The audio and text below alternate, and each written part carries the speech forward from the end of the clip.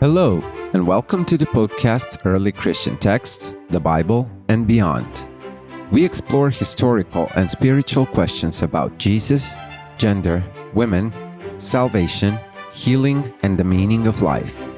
Shirley Paulson is hosting a series of conversations with scholars who are able to unlock mysteries from extra-canonical books, forgotten scriptures, so-called Gnostic Gospels, and the Bible. And for those of you who love our Bible and Beyond podcasts, would you please consider becoming a supporting member of our Patreon page? Go to patreon.com/BibleandBeyond to join at any level just right for you. And now, here's Shirley Paulson. Well, this is really fun for me to introduce to you our guest scholar today, Dr. Andrew Crislip. He's going to talk to us about healing in the early centuries after Jesus. And it's a topic I'm really interested in. And I was especially delighted to find that we were both invited to speak at Westgar's Christianity seminar in March of 2024 that focused on healing in Antiquity. Dr. Crislip is a professor of history and Blake Chair in the History of Christianity at Virginia Commonwealth University in Richmond. He's written several books, book sections, and articles on this subject and is well known among scholars for his work in this area. I really am excited to have you with us today on the Bible and Beyond podcast, Andrew. Thanks so much for being with us. Thanks for the invitation, Shirley. Really happy to be here. Great. All right. So I keep hearing lots of questions about healing from the early centuries of Christianity. And I'm pleased that you come to talk about this because it's really not an easy topic to describe. And we need someone who's got experience here. So you're the best one I know to talk to about this. Clearly, we have a different kind of medical model in our modern minds that tell us what health should look like. But there are more differences than that particular model between antiquity and the modern world. And I thought maybe you could get us started thinking about healing in antiquity by describing what other factors might be involved in our modern understanding of ancient healing. What do you think? Sure. There are actually a lot of similarities once you dig through the surface, but there are really important differences that you point to that are hurdles to kind of come over when we're trying to engage with early Christian texts. First of all, we have bodies. And fundamentally, scholars today like to talk about the social construction of the body and bodies this, bodies this. Fundamentally, we have the same bodies that early Christians did, right? That's a good point. However, the experience of that body could have been very, very different. And I think when we're looking at ancient sources, whether that's in the New Testament or later, we need to take really seriously their concepts and metaphors that they use when talking about the body. So we know we have arteries, we have veins, we have organs that have different functions. We have a brain. This is where we think. We have a heart, which beats this blood through our arteries. But the ancients thought about their bodies in very different ways and very different concepts. They had organs, but they understood organs to have different functions, but often to be different shaped containers or sponges that really functioned to move around to contain humors. These liquids that ended up coursing through and pooling in different parts of our body. These are names we might be familiar with: bile, black bile. The name for black bile is melancholia or melancholy, blood, and phlegm. And these different hot and cold liquids kind of constituted our health. And when people think about being embodied in the ancient world, it's good to think about what it might have felt like to really feel these different liquids pooling in different parts of your body. It probably was a very different experience.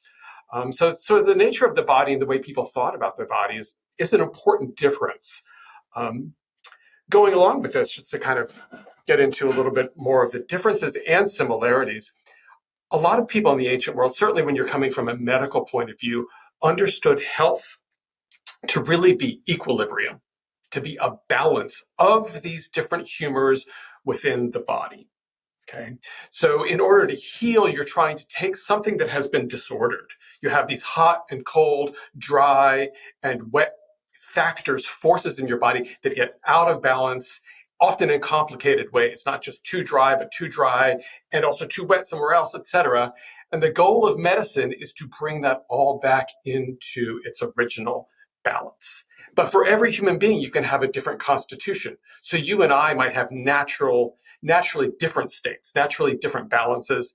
And the goal of the truly insightful physician is to be able to determine our natural constitution and drive those forces back to equilibrium.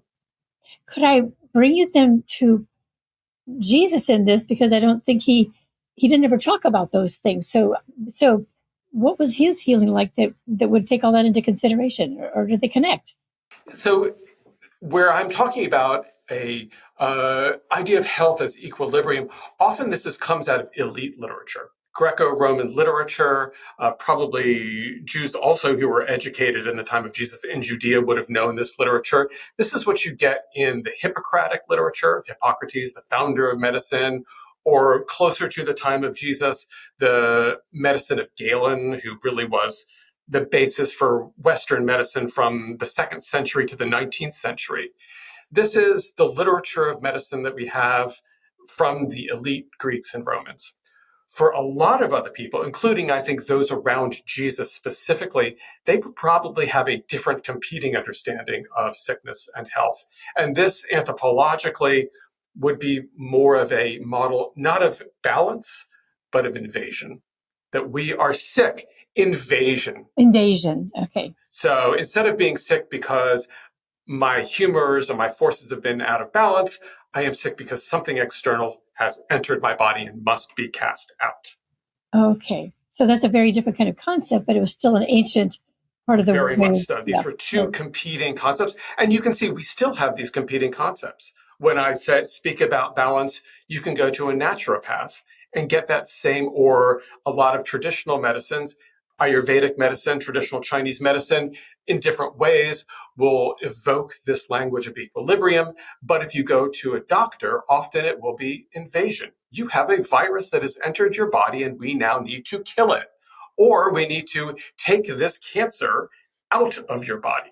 So we have these two ways of speaking today, but they play out differently in the 1st century and 2nd century. But it's good to be aware of these competing theories of illness. And even me as an ancient person, I might not be particularly consistent. I might move in between these two ways of thinking about my body in the same way that I do today as a not particularly consistent person might go to a naturopath, and I might go to my doctor depending on what I need, or if one doesn't work, I might go to the other, or just do both and not tell them that I'm doing the other thing. Just do everything and see what works. I think people in the ancient world did that as well. See what works. That's a fascinating way of thinking about this. If there wasn't just sort of one monolithic way of doing this, then with that kind of concept in mind, would you say that there's a distinctive difference between maybe the first 300 years after Jesus himself, and then 300 years later? How would you describe that kind of difference? Or was there any difference? There definitely is a difference in the type of healing narratives we get in the first few centuries and later. Certainly, just to kind of back up, say the woman with the hemorrhage would be an example of this type of duality of invasion versus equilibrium. It says she'd spent all her money going to doctors. They would have been treating the imbalance in her humors. That didn't work. So then she goes to the last resort, which would be this Messiah walking around, and that works. So you have definitely invasion narratives in the 1st century in the gospel literature, and in the first 3 centuries, you certainly see references to exorcists within church orders. This is something that continued to happen within Christian practice. And we see other, probably less familiar discussions of healing. Certainly in the New Testament, Paul mentions that there are healers within the Corinthian congregation. James mentions that people are anointing the sick with oil. It's not entirely sure what's going on there, but we do have this kind of, we might call it spiritual healing, faith healing, exorcism, these types of maybe ritual healing that definitely shows up in the first few centuries. Would you say that there was some kind of, I don't know, a better word for this, but maybe medical theology going on here? Or like was medicine mixed in with this spiritual kind of healing, or were they completely separated? There is a distinctive medical theology that does not seem to embrace the actual profession of medicine in the first few centuries, if that makes sense. Like, I don't know of Christians in the second and third centuries or describing themselves as doctors. There's the old theory that Luke was a physician because he talks a lot about illness and healing. But you do see very early on, and you see this as early as the memory of Jesus, who just says, a physician comes to the sick, not to the healthy. So in the early memory of people thinking about Jesus, certainly in the synoptic tradition, thought of him as something of a physician. By the time you get to the second century, you have Christians describing him as Christus Medicus, that he is the healing Messiah. He is the physician Messiah. But in the first few centuries, this tends to focus more on ritual, that the Eucharist is the medicine of immortality. Well, now, wait a minute. Let me ask you about that, because I thought the Eucharist, formal Eucharist became sort of later developed, but do you mean right around Jesus' time there was a Eucharist going on? I'm talking by the early second century. You start to see this language of Christ the physician, I think as early as Ignatius of Antioch, who's in the first couple centuries of the second century. And then you start to see it fully developed by the time you get to Origen in the early third century. But you do see this trajectory of people really thinking about the ritual bread and wine. And to kind of recall, ancient medicine was largely about diet, not about drugs. Well, also about drugs, but food was medicine. So the idea of talking about this wine and bread as medicine could have had a medical connotation as well. But you certainly do see this in the second century. And also, even going back to Paul, he describes, I believe it's in 1 Corinthians, where he talks about people taking the Eucharist and they're spiritually unprepared for it and they die or they get sick. So I think even by the 50s, you have some Christians who are thinking of this as a powerful substance, a drug that can either heal or kill. When actually, pharmakon, the word drug, can mean poison, it can mean drug. Depends how you use it. So you see this early on, that this is this powerfully transformative thing that can hurt you and it can harm you. And definitely by the third century, you have a very developed theology of Christ as the physician, but it's primarily through ritual. Wow. Okay, so let's go back to Jesus a little bit more here. And I'm appreciating you talking about the way Paul is talking about it, but Jesus doesn't seem to use any of that language. It just seems like he's casting demons out, and then, but we don't hear much explanation about it. Do you think that he was participating in this kind of general medical thought? I do see in the ancient picture that Jesus is using a wand. Does that get into magic, or where is Jesus in all this? I honestly don't see much engagement in medical discourse in the gospel stories.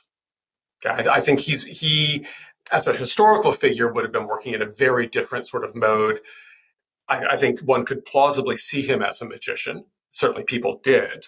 But he would be probably a ritual healer and an exorcist. But probably in first century northern Judea, Galilee, among his followers, there wouldn't have been a great deal of awareness of medical thought. But if you get to the cities, once you get to Paul and urban Christianity, medicine was around, and it would be a useful way for Christians to start making sense of what's going on in churches, and then later, when the Gospels are written, to make sense of what comes out of those traditions. Okay, well then let's go a little bit deeper then into the whole demon world and the exorcism thing. We've had several Bible and Beyond discussions discussing demons. What could you say about the role of demons in the prevailing concepts of health and healing? Well, certainly in the first century, you see this understanding that demons as this sort of intermediary kind of divinity is a major vector of disease. Okay, and demons and exorcism features largely in the New Testament texts. As I mentioned before, we do see exorcists as church officials and later church orders. So this is something that continues to be a part of Christian practice. Honestly, I don't see a whole lot of discussion about exorcism in a kind of a reflective way. It's almost like this is something that people do. They exorcise demons. But I don't know of a text that describes from the early period exactly the mechanisms by which it works. Yeah. But this is typical, say, if we think about magic, which we'll probably come to talk to about a little bit. Magicians also never describe how what they do works. It just works. They sometimes describe what they do, but unlike the doctors, there's not like a second order reflection of how does this ritual work and what's the theory behind this. I think also with exorcism, I don't get a sense of the theory for how it works. It just does work. Oh, that's very, very interesting. Well, then let's go into the whole thing about magic. I mean, today it's so easy to think of magic as a child's birthday party with somebody pulling a rabbit out of the hat. But this is not the kind of magic we're talking about in antiquity. Maybe you could describe how people understood magic in antiquity. It was pretty prevalent. Magic was all over the place. Though magic is one of these buzzwords that scholars like to debate whether we can even use it. The debate over that bugaboo Gnostic and Gnosticism. Can we use this anymore? Magic is like that, or can we even use the word religion since they didn't have a concept of religion in the ancient world? Magic is similar. Magic is a way that first ancient Greeks developed to describe ritual practices of other people, foreigners. So magia comes ultimately from Iran. It was the way Greeks described the ritual practices of those Persian others. Okay, but everyone practiced magic. Okay, as sort of if we just think of that as a neutral sort of word, and this is really just the ritual manipulation of nature. Now, tell us a little bit more. What do you mean by ritual? Because you've used that term frequently. Can you give us some examples of what a ritual might look like besides Eucharist, right? Or is that the only kind of ritual you're talking about? Oh, there's lots of rituals. For example, if I am, let's say, one particularly interesting corpus of ritual healing, we could call it healing of a sort, from the ancient world is love magic. Okay, so people were often suffering from the pains of love. And actually, if you look at medicine, love sickness is a major problem in Roman medicine. You see this in Galen. They understood love sickness quite literally to be a pathology, a form of sickness that could kill you. But we see a lot of this in ancient love magic, which is preserved in Egypt and described in many other places in some novels. So if, for example, I am deeply in love and attracted to someone this is unrequited love, through ritual manipulation, I could take an item of that person's clothing, something that had touched that person, fingernails, hair, anything that had been in contact with that person, steal that, incorporate that into a likeness of that person. You see where this is going. I could maybe create a doll of that person, incorporate parts of that, and then hammer nails into body parts of that doll, okay, while saying ritual prayers to get back to demons, to force demons to do my bidding. Oh my goodness. And then I could cause those pains of love sickness to be manipulated, to travel across time and space into the body and soul of my would-be beloved, to cause her love sickness, or him, for me. So that would be a ritual manipulation where you could manipulate one object and have an effect on something far away by, especially in magic, especially likeness, like effects, which we see in modern homeopathy. Oh my goodness. All right. This is a little bit surprising here. I want to understand a little bit better what you're saying about the way we can't use the word magic because it's a scholarly debate going on, which I understand and recognize. Would you say just generally that people would use the term magic to maybe accuse someone of using magic, but as opposed to their own proper method? Or would everybody? Yeah, okay. Magic is an accusation of other people's ritual practices. My ritual practices, oh, that's just the way I heal. That's the way my mother taught me to do it. Okay. Magic is what those other people do. All right. So if I'm going to call mine superior to those who are doing magic, what would I call what I'm doing? Or maybe what Jesus did or what people did who wouldn't be doing magic. What would they call that? I don't know. They don't have a word for that. Richard, that's why you see, for example, in a textbook like David Frankfurter's and Marvin Meyer did a great source book of this. I think they called it Coptic Texts of Ritual Power. I don't think there is an indigenous name for what it is we're doing when we carry out these ritual texts. It is healing.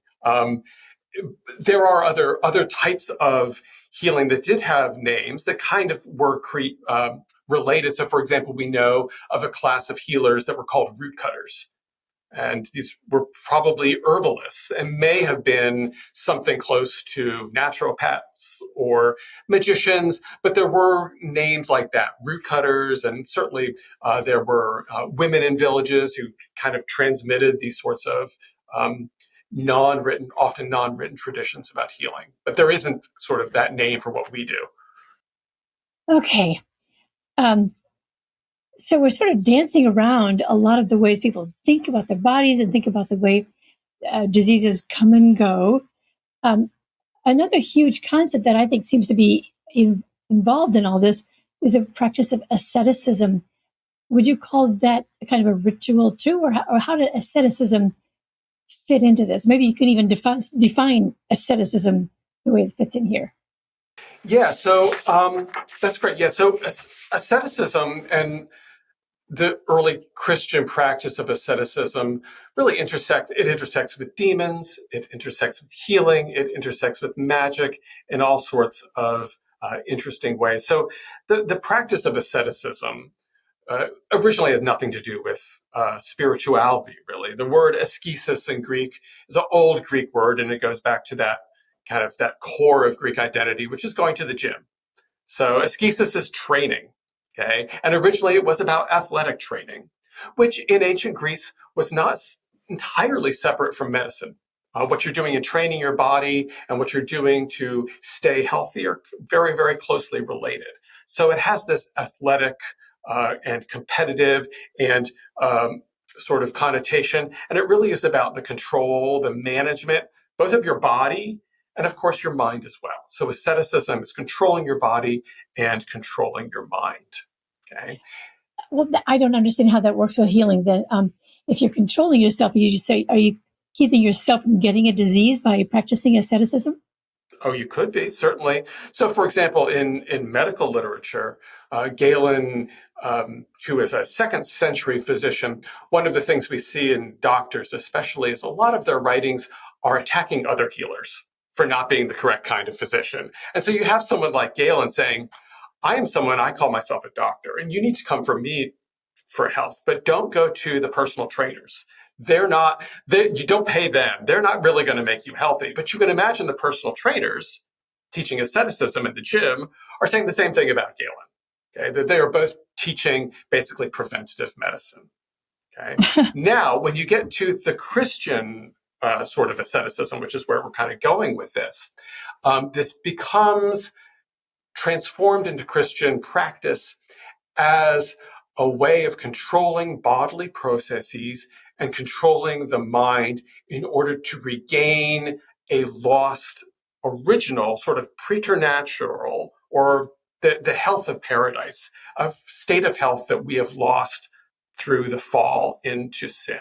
Okay. So by controlling the body, one can get back to that state that Adam and Eve had of pure health before they sinned. So that becomes kind of how asceticism gets taken into this idea of health and within a specifically Christian setting.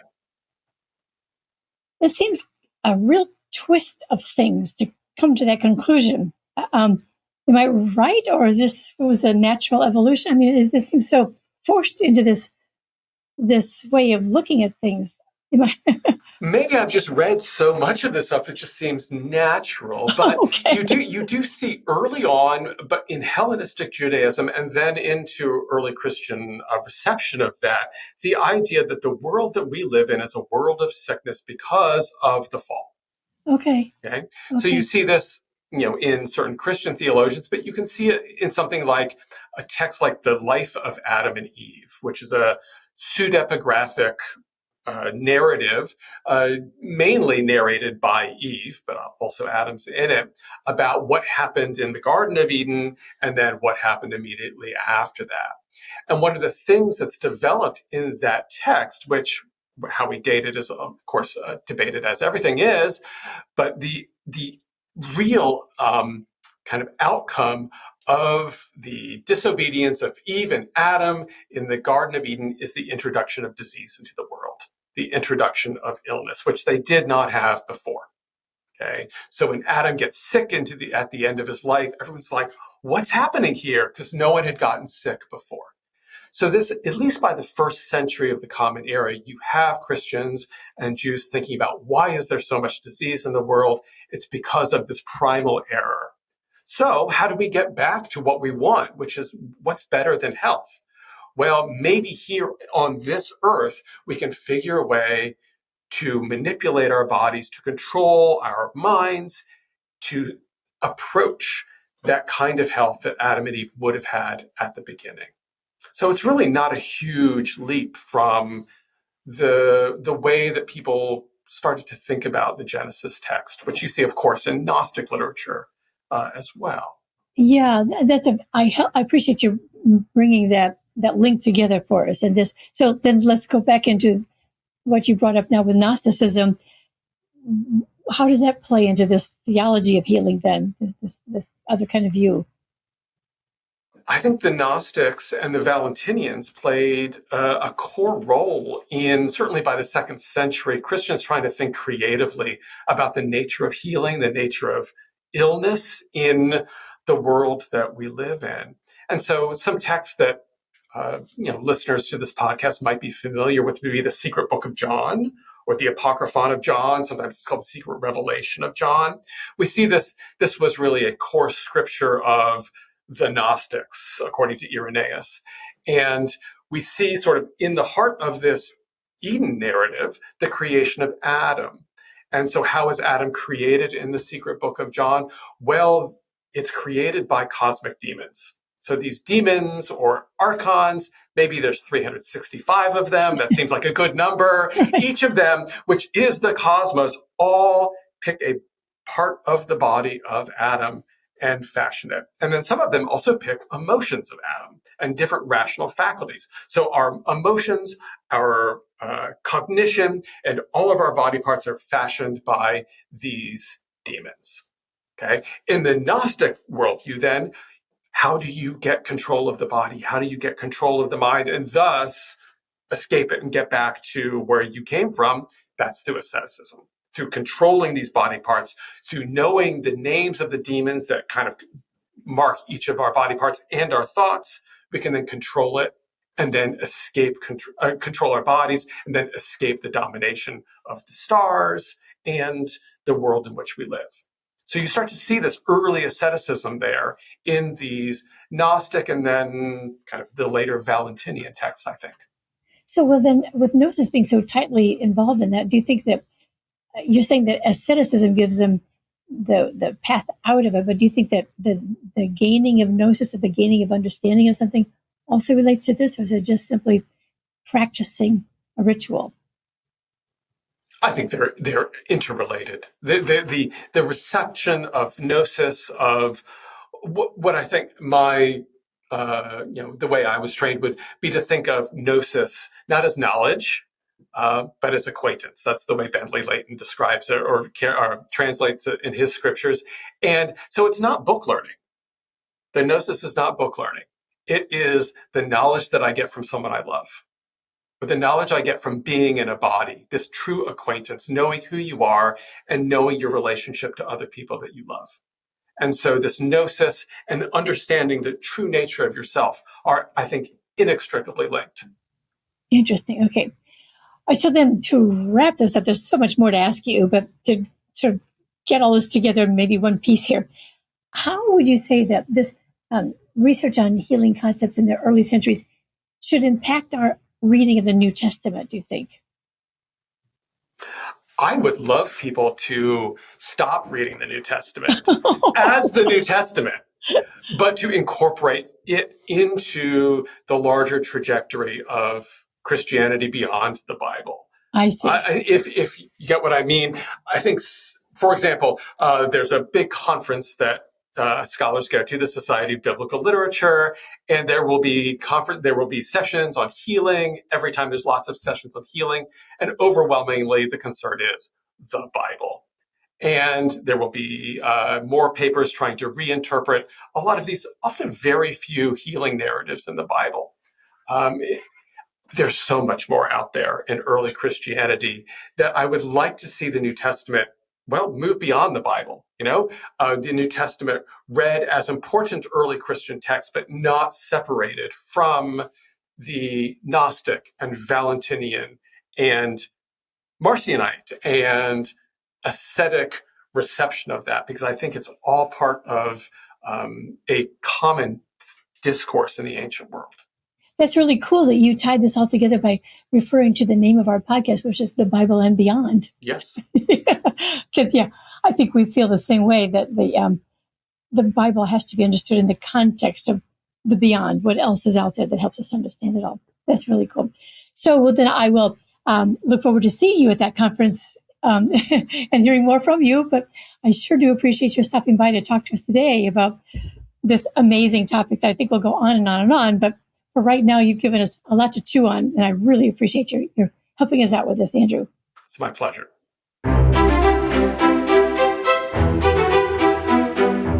Thank you, listeners, for being with us today. Be sure to check out the details from this episode from the show notes on the website, earlychristiantexts.com.